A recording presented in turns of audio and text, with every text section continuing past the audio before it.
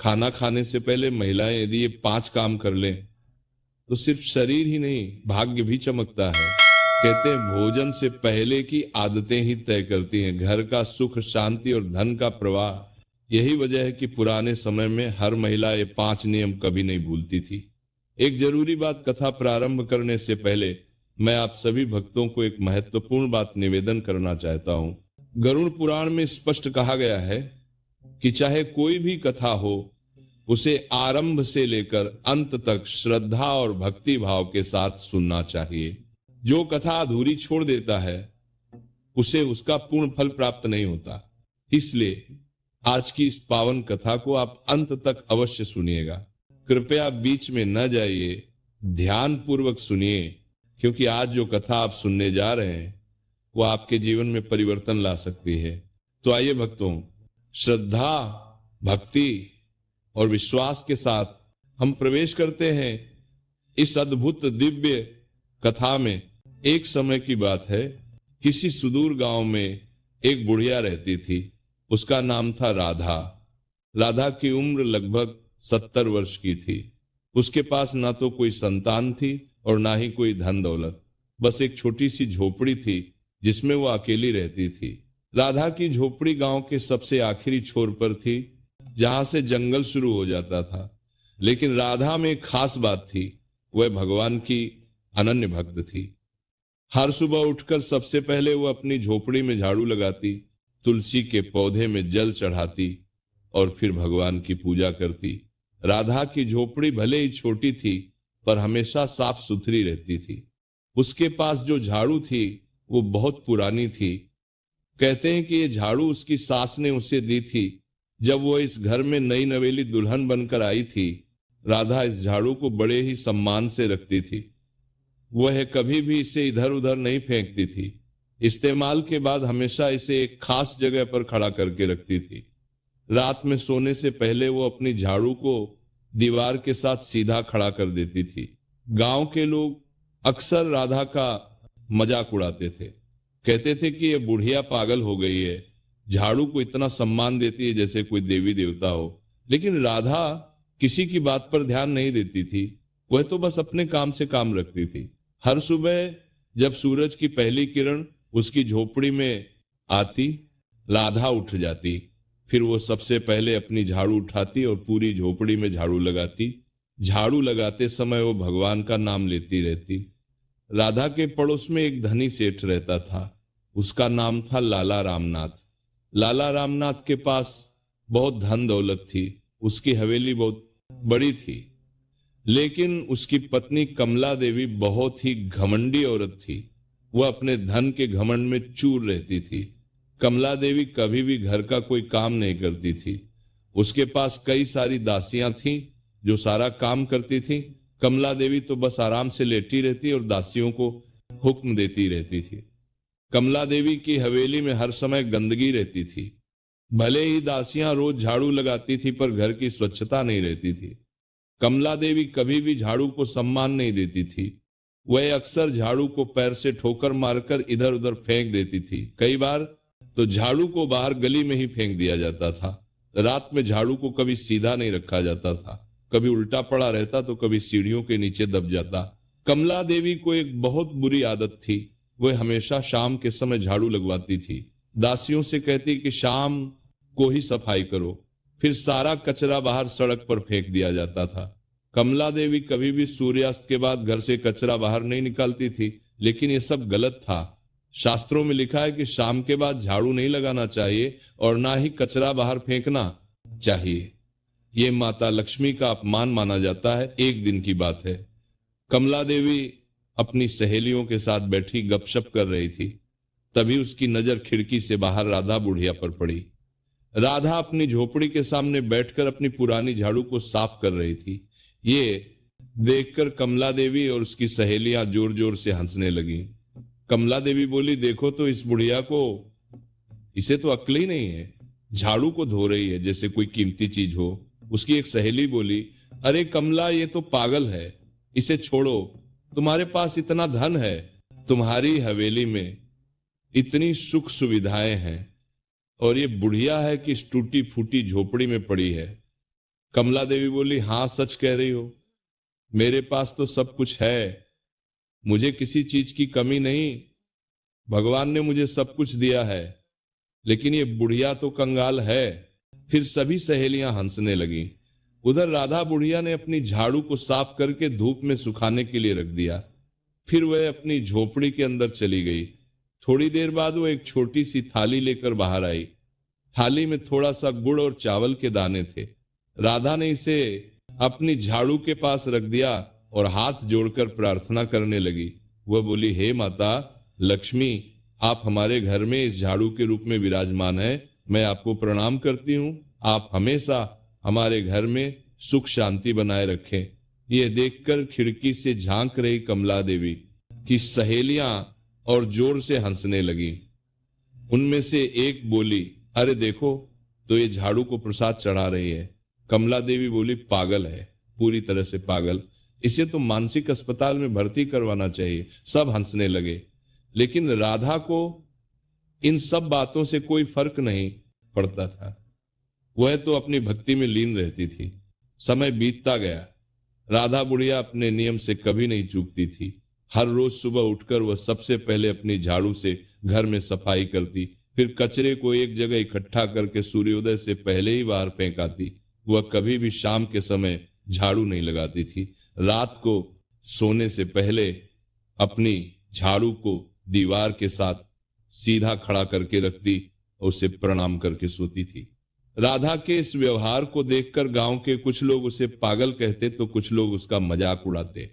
लेकिन गांव में कुछ बुजुर्ग लोग ऐसे भी थे जो राधा की इस भक्ति को समझते थे।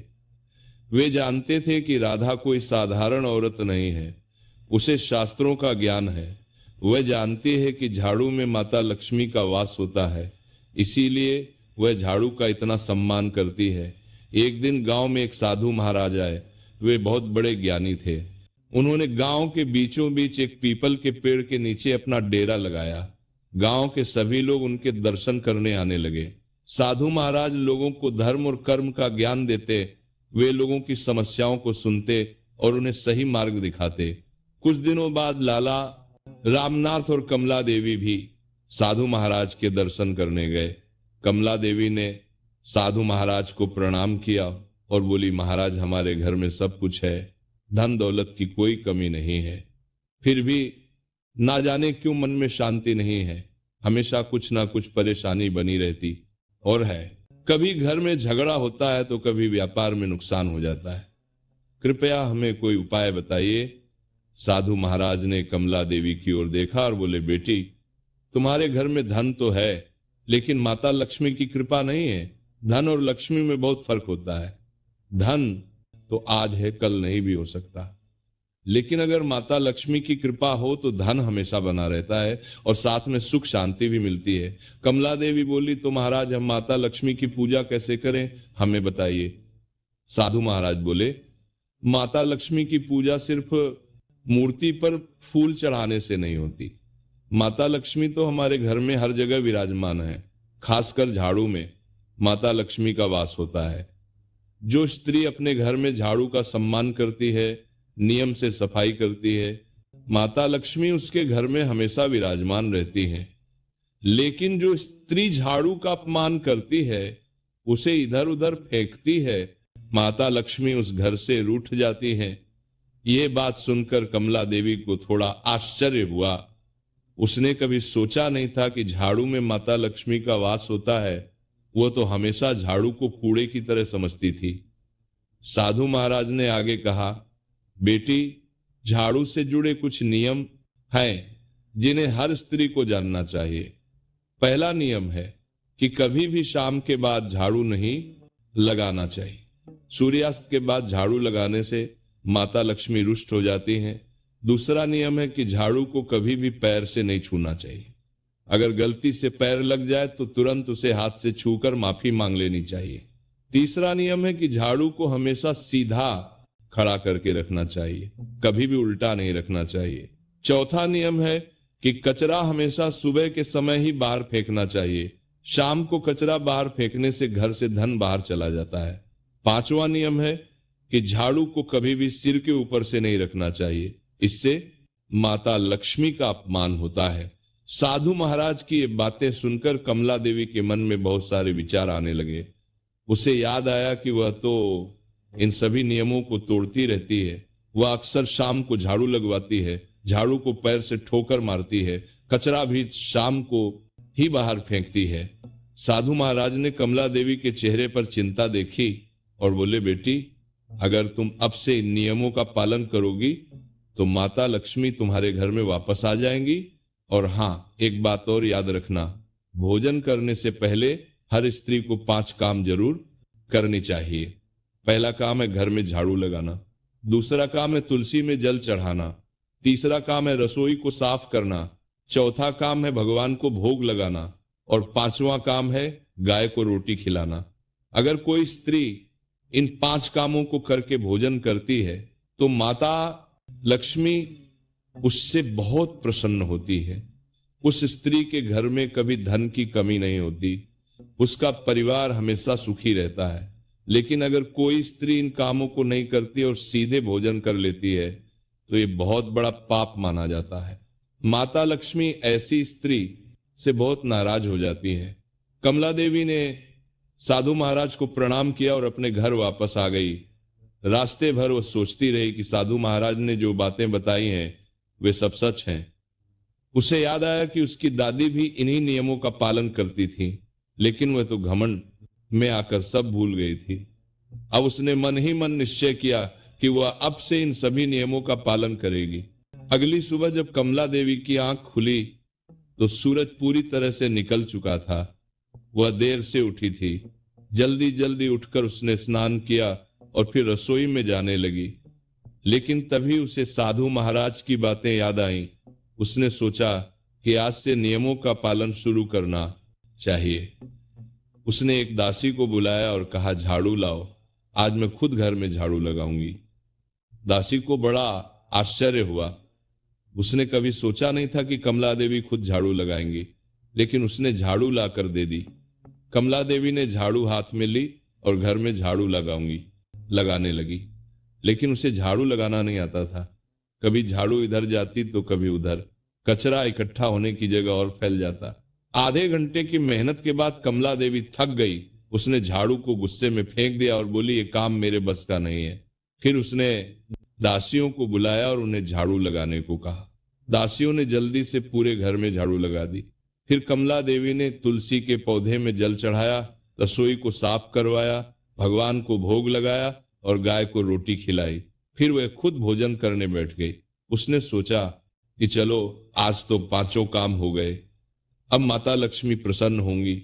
लेकिन वह नहीं जानती थी कि माता लक्ष्मी तो मन के भाव देखती हैं। कमला देवी ने तो बस दिखावे के लिए काम करवाए थे। उसने खुद झाड़ू नहीं लगाई थी, उसने झाड़ू को गुस्से में फेंका था। ये सब माता लक्ष्मी ने देखा था, इसलिए वे खुश नहीं हुई। उधर राधा बुढ़िया अपने नियम से रोज सुबह उठती, प्रेम से अपनी झाड़ू उठाती, पूरी झोपड़ी में झाड़ू लगाती, तुलसी में जल चढ़ाती, भगवान की पूजा करती, फिर भोजन बनाती और खाती। उसके घर में भले ही धन नहीं था, लेकिन सुख शांति थी। अब आपको एक अत्यंत महत्वपूर्ण बात बताना चाहता हूं।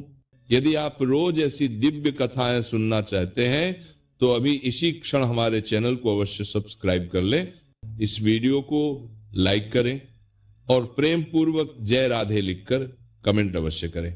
आज हम सब मिलकर एक संकल्प लें। यदि आप सच्चे हिंदू हैं और अपने धर्म की रक्षा करना चाहते हैं तो इस वीडियो पर कम से कम 10 बार जय श्री राम लिखकर कमेंट अवश्य करें और इस पवित्र कार्य में हमारा साथ देने के लिए चैनल को सब्सक्राइब करें। आप भी इस पुण्य कर्म में सहयोग दें। इस वीडियो को अधिक से अधिक शेयर करें ताकि हर घर में भक्ति की ज्योति जले। राधे राधे। जय श्री राम।